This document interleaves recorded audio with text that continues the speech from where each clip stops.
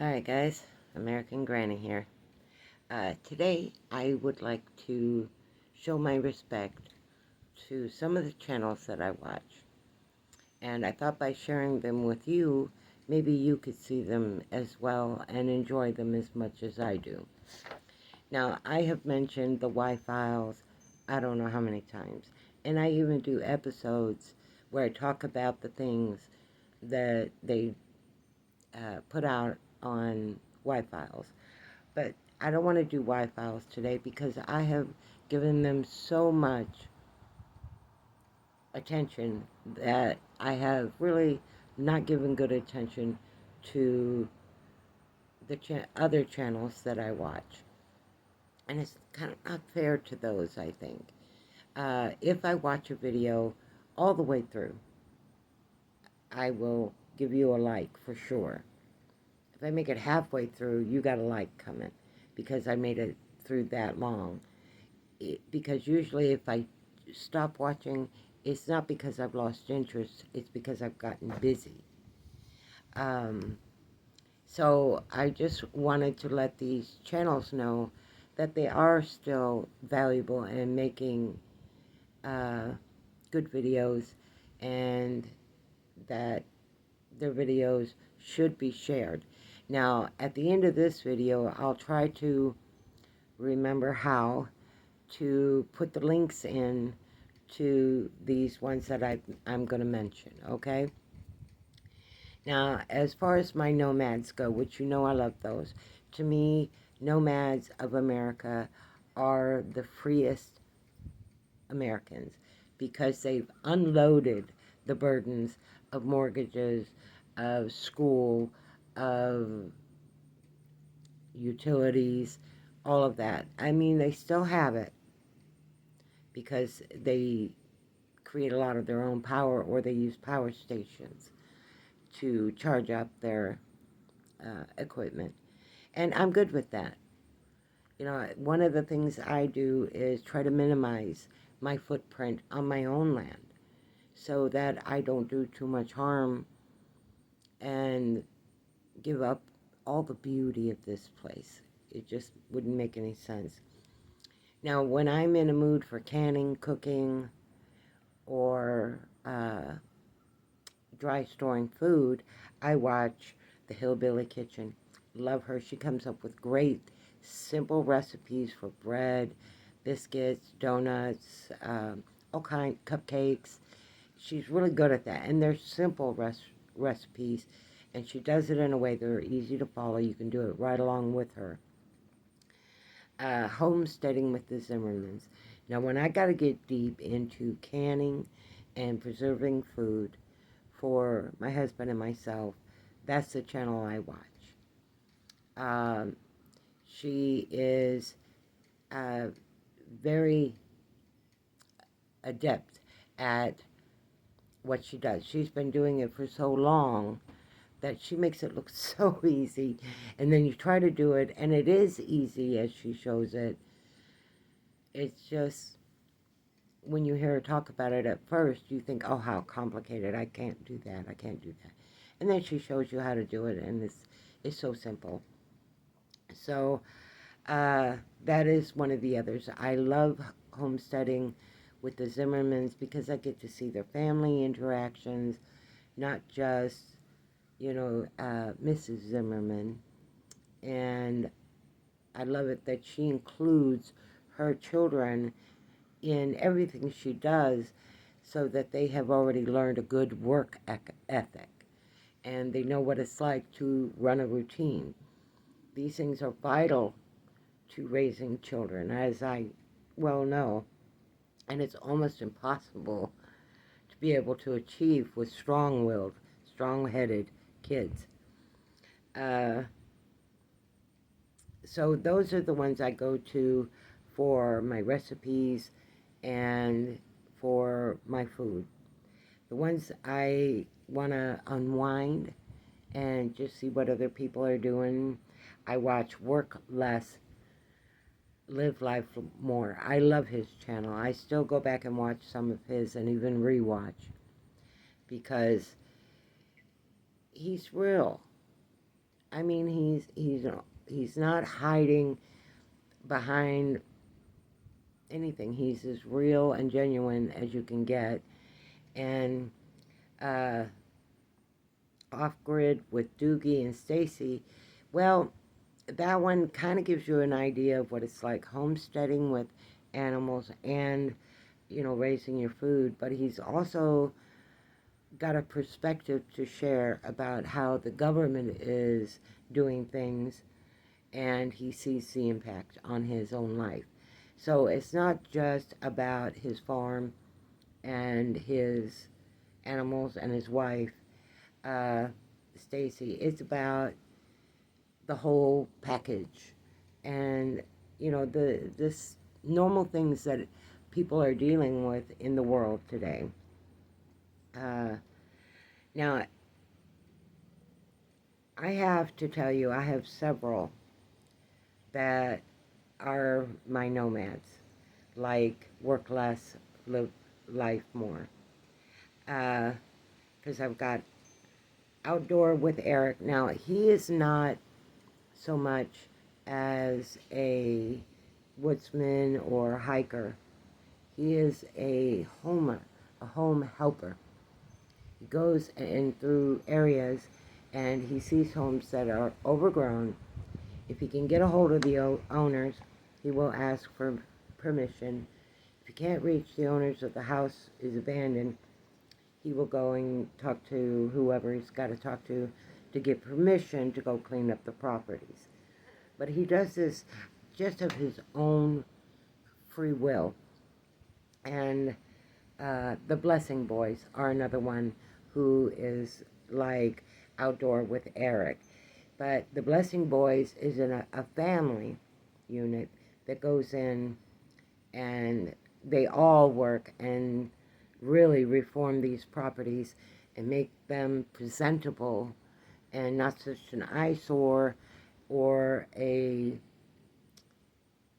hit on the value of properties around it. He makes it. They make improvements, and they are another one who does it for free. And I was surprised how many people, like Eric and the Blessing Boys actually get harassed for doing it.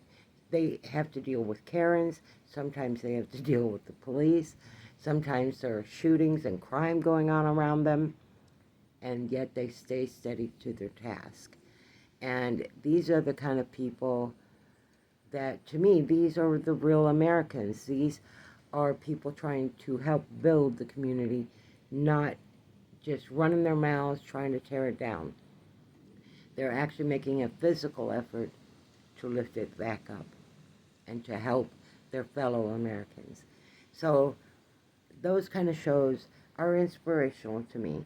And when I'm watching them and they're clipping and trimming and cutting, it reminds me of my day out working in the yard, and I know how accomplished I feel when I get something done. So, but when I want to go into something a little bit deeper, I like to go and watch SB Vegas Adventures. Now, his channel was basically started out where he is trying to trace the tracks of Kenny Veach. And many people don't know who Kenny Veach is, but if you've ever watched Y-Files or the M Cave or heard of anything like that, you've heard of Kenny Veach. Now, Kenny Veach has been missing for more than 10 years. And I love that people fell in love with this man enough because of the kind of person he is, that they are still looking for any signs of him, living or deceased, trying to find out what happened to him. And this man goes out into the desert. Steve, I can't think of his last name, it begins with a B, like his channel. But he takes you through every step of his journey. You are literally walking right along with him. He doesn't do the speed up thing because he tells you what he's seeing that you might not see. He's talking to you and asking you to please put in the comments what you see that he might miss. Now he is an excellent trekker in my book. I watched him. Gosh, I'm watching reruns now. Um, I think I've even gone back as far as 2 years on his channel watching his videos, and he has never given up the search, even though at times he has thought about it. But I enjoy his treks because he goes into places in Arizona I've always wanted to go to. I mean, he'll get so close to Area 51 that he'll show you it on a map, on a grid, and explain to you, I can't go there, I can't go there. And he's very respectful of the borderline between the military bases and himself. So he sticks to where he's supposed to go.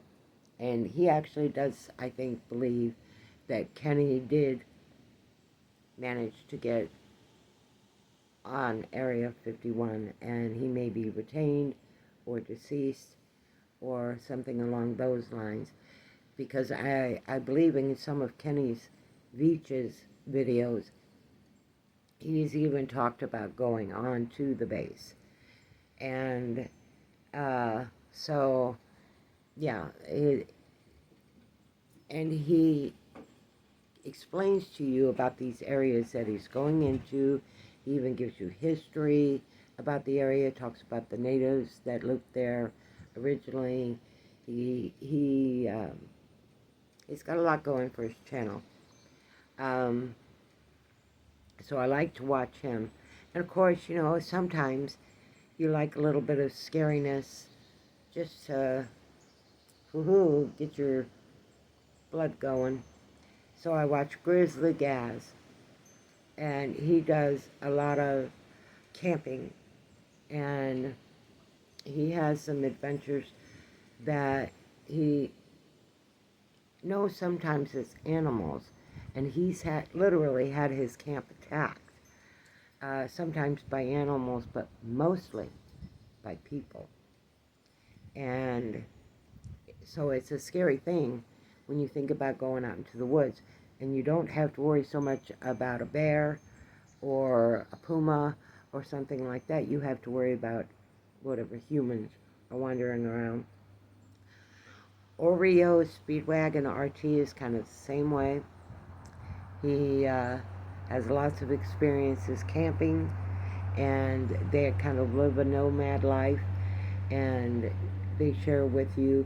There was one episode after, I think I'd watched like 3 or 4 of them, and I come across one where somebody actually tried to break in his van, and if I'm not mistaken, they broke out a window trying to get in. Travel snacks. Now, I just started watching her. She is living out of her van and travels around a lot. She usually doesn't go to campgrounds. She will try to find places that will allow her to park overnight. Like one episode I watched, she was at Cracker Barrel. Another episode I watched, she was at Walmart. And different experiences that she has. And not all of them are terrifying. A lot of them are just her explaining about her life, what made her choose the lifestyle she's living right now, and what she's hoping to gain from it. And she shows us and shares with us a lot of the experiences that she's having. There's one man on here, I don't have him on my list, but I cannot think of his darn name. Mateo. Mateo is his name. And I just love his, because he travels and shares all of his experiences, and he allows you to meet, more or less, through his videos, other nomads doing the same thing. Many of them, and then at the end of their little festivals or sharing of locations and stuff like that. Now, I watched this one, Mateo, and he was sleeping in a parking lot at, I think it was a Cracker Barrel or something like that. And normally he camps out in the, but he must have been pretty tired, so he stopped and spent the night there. And when he woke up, he saw that there was a woman a couple parking spaces away from him, but she had apparently been sleeping in her car, and it was freezing out, and she had a dog with her. And he went over to her car, knocked nicely, trying not to scare her or anything, and he offered her some coffee and some breakfast to warm her up, and dog food for her dog. And he gave her the coffee and the food, and she thanked him. She was so grateful. She was living out of her car and had nowhere to go, and she had health conditions. And while he was still parked there, he saw a man come up to her car on her side, the driver's side of the car, and saw her door open, and the man pull her out of the car and lay her down. Now, he did not know what was going on. So, of course, he gets out thinking that this woman might be in harm's way. And he was right, but not from the person who pulled her out of the car. She was having a massive seizure, and someone walking by saw it. And they pulled her out of the car, got her laid down, called 911, and then she went in the hospital, and she didn't make it. She had hypothermia, mild, but she had gone days without eating or anything to drink, and so had her dog. And her family did not know. They managed to get a hold of her family, and they got her dog to her sister, and her sister is keeping her dog and suffering the loss of her sister. She just got where her health was so bad, but she didn't qualify for disability. And she lost her place to live, she lost her job, and was falling on really hard times, and didn't really have anyone to turn to that she felt could take her on without, especially since she couldn't get disability. Even though her seizures were such a problem that she required medication, she couldn't afford to get her medication, and that is what caused her death. So there are some really interesting stories going on with real people in the world. I got so tired of watching the non-real, is the only way I could put it. I mean, I've been into ghost hunters, paranormal trackers, all of that kind of thing. And after a while, you just see repeat after repeat of the same material being used over again with dark, blurry, or you can't see it at all, what they're talking about. One guy I do like to watch he goes by Creep Video, or Creepy Video is another one I like to watch. He has some pretty good phenomenon material where he actually explains kind of a background of what you're seeing so you can understand it better. And there was one I was watching last night, and I can't think of his name, and I watch him a lot. I'm subscribed to him and have been for a while. He does some excellent paranormal videos, and I can't for the life of me think of his name, but I will, and I will make a video to let him know that I do watch and that I share some of his material. Last night, he was doing videos on Bigfoot and some of his experiences camping, and his material's really good. Maybe my husband will remember. Hold on just a second. I'm going to pause this. Okay, I'm back. It's Mind Seed. And I've been a subscriber with him for a while, a long while, and I enjoy their paranormal. They actually will give you the best shots that they get of what they're seeing. And we were watching the one on Bigfoot, then there was one about a small child who had drowned in a creek on a person's property, and it had been some time back, of course, but and new owners were having problems with paranormal activity. I wouldn't say it was dangerous activity, but it was definitely catching. And they were able to catch a lot of things. And that's the kind of stuff I love. Now, I don't believe ghost hunters. I'm sorry, but I don't watch. I started out watching them on Dish TV, and I don't really care for it. Zach went off the deep end, and as far as I know, he's never come back. He kind of let things get to his head for a while and was pretty bad to some of the guys he worked with, and that's a turnoff to me. And it was actually pretty easy to tell they were staging things. Well, Mind Seed, you can tell it's not staged. They catch stuff because they're persistent. Where Zach goes into angry everything. Every being he has to be nasty towards or angry towards, and they don't take that approach. They really want to communicate with whatever is there. Now, I do believe in ghosts, and I do believe in a lot of the paranormal because I've had so many experiences myself.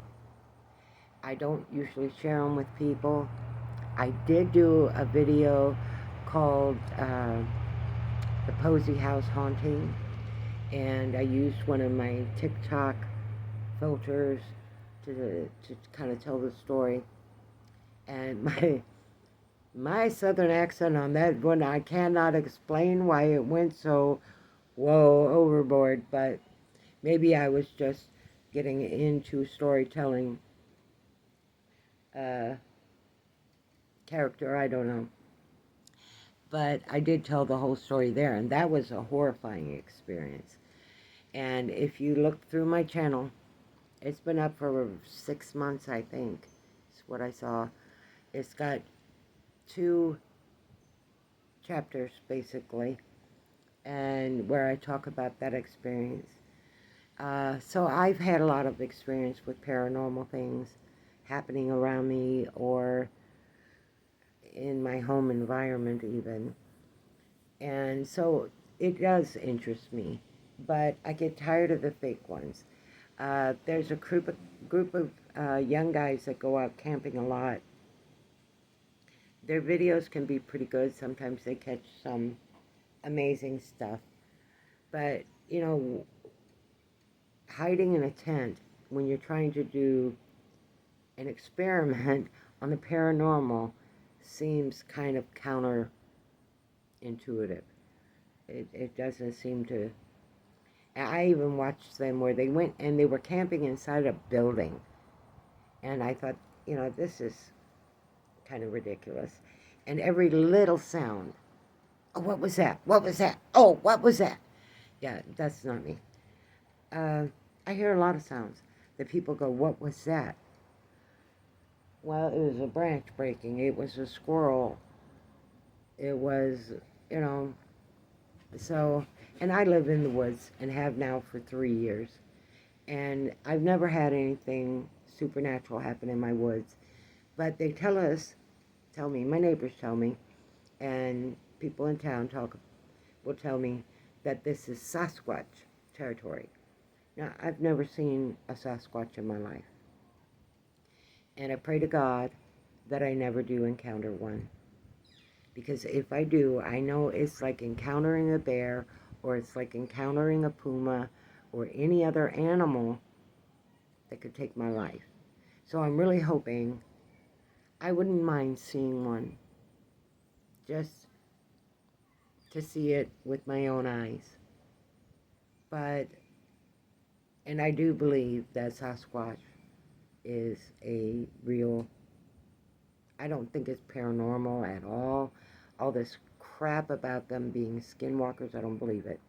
All the crap I hear about them being interdimensional beings, I don't buy it. I think that they are animals that we have rivaled with in ancient history, maybe. And, you know, we humans have a way of diminishing the numbers of what we feel are rivals to our territory. And that's with every single animal on the planet, so it's not like it's something that was put into us by aliens or anything like that. It's just part of our natural evolution. But I hope that if I do ever have an encounter with one, that it knows I don't mean it any harm, or I don't want to be in its territory. I am not there to take its environment away, that I'm not a threat to its environment. And I would want that if I met a bear or if I met a puma. Now, I have had a bear come strolling up, a pretty good sized brown bear. I've got an old video up of that one where he climbed a tree because he was scared. But he was so hungry, he did come up to our property where we were sitting outside. It's me, my sister Diana, and my husband Bobby. We were sitting outside just enjoying, because we'd had a full day of work, cutting branches and cutting trees, cleaning up the areas. And this bear, while we were just sitting here enjoying, you know, some sweet tea and talking amongst ourselves, and he came up to the property, and I had some bird feed out on a table like I always do, and he was so hungry, it was just trying to eat as much of as it could, and all I could think of was, damn, I wish I had put out a little extra bird feed, so it would have gotten plenty. But I knew, don't move, Aunt, just watch. And so I recorded, and it walked around, and it ate, and at one point, it climbed a tree because it heard us move. It climbed right up the tree by the bird food. But when we didn't come near it, we didn't move close to it or anything like that, it climbed back down, and it finished off the bird feed and then just quietly moseyed away. And what we were amazed about with this bear was that it was a fairly good size. It was an adult, I think female, and it had moved through our forest so quietly, we never heard it coming up. My husband was doing something, and he just saw it. He never heard it. So these animals know how to move through the terrain without alerting predators or anybody that they're there. We left the bear alone, he left us alone, and then he left the property, and, or she. But that's, I've seen bears at the zoo in Chicago and Brookfield, and I've never seen a bear in wild. So that was quite the wonderful experience, and I'm really glad that I had that. And that's probably some of the influence as to what makes me watch shows like this. The Trek Planner, he's pretty good. I've watched quite a few of his. He goes to all different terrains, not just like SB Adventures goes to mainly the Arizona desert. This man travels all over the place and goes to different areas, and he shares the history of what he finds in those areas. So I really do enjoy his as well, because I am a history buff, and I don't take the History Channel as the Word of God, so to speak. I mean, I take it with a grain of salt, because some of what they're telling you is true. It's absolutely true, but some of it is conjecture. And it's just to fill in the gaps that they don't know about, the things they don't know about. But it's still a good information. You can find it in there. And so those were the channels I wanted to give a shout out to, and say thank you for working so hard to make the videos that you do. And Mateo, I will find your exact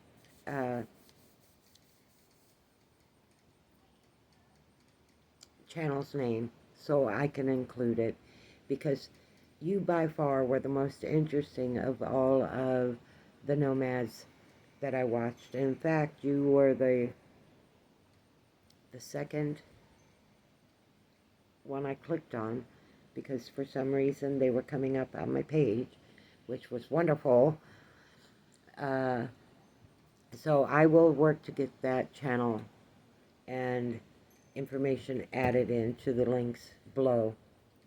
I just want to say thank you all, and American Granny out.